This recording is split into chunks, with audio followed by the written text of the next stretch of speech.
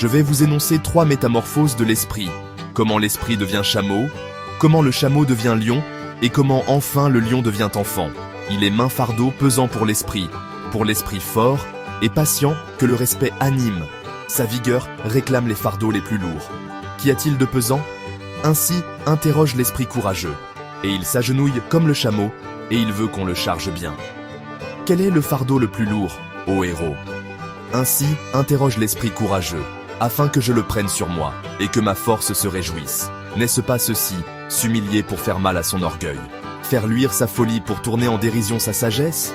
Ou est-ce cela, abandonner notre cause au moment où elle célèbre sa victoire? Monter sur de hautes montagnes pour tenter le tentateur? Ou est-ce cela, se nourrir des glands et de l'herbe de la connaissance et souffrir la faim dans son âme pour l'amour de la vérité? Ou est-ce cela, être malade et renvoyer les consolateurs? Se lier d'amitié avec des sourds qui n'entendent jamais ce que tu veux? Ou est-ce cela, descendre dans l'eau, trouble si c'est l'eau de la vérité, ne repousser ni les froides grenouilles, ni les crapauds fiévreux? Ou est-ce cela, aimer qui nous méprise et tendre la main au fantôme lorsqu'il veut nous effrayer?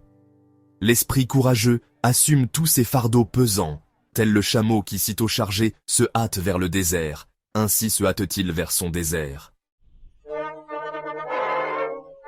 Mais au fond du désert, le plus isolé, s'accomplit la seconde métamorphose. Ici, l'esprit devient lion. Il veut conquérir la liberté et être le maître de son propre désert. Il cherche ici son dernier maître.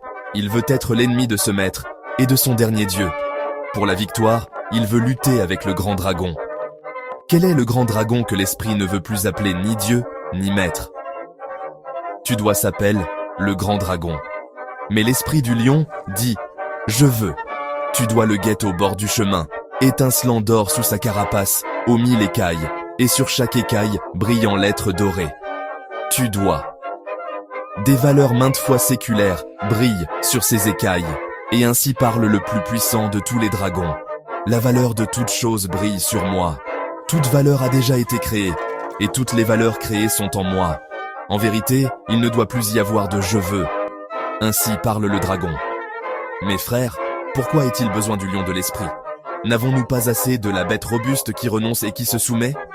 Créer des valeurs nouvelles, le lion même ne le peut pas encore. Mais se rendre libre pour des créations nouvelles, c'est là ce que veut la puissance du lion. Se libérer, opposer un nom sacré même au devoir, telle, mes frères, est la tâche qui incombe au lion. Conquérir le droit de créer des valeurs nouvelles, c'est la plus terrible conquête pour un esprit patient et respectueux. En vérité, c'est pour lui un rapt et le fait d'une bête de proie. Il aimait jadis le tudois comme son bien le plus sacré. À présent, il lui faut trouver l'illusion et l'arbitraire. Même dans le plus sacré, afin d'assurer sa liberté aux dépens de son amour, il faut un lion pour un tel rapt. Mais dites-moi, mes frères, que peut faire l'enfant que le lion n'ait pu faire? Pourquoi faut-il que le lion féroce devienne enfant? L'enfant est innocence et oubli, un nouveau commencement et un jeu, une roue qui roule sur elle-même, un premier mouvement, un oui sacré. Oui, pour le jeu de la création, mes frères, il est besoin d'un oui sacré. C'est sa volonté que l'esprit veut à présent. C'est son propre monde que veut gagner celui qui est perdu au monde. Je vous ai nommé 3 métamorphoses de l'esprit.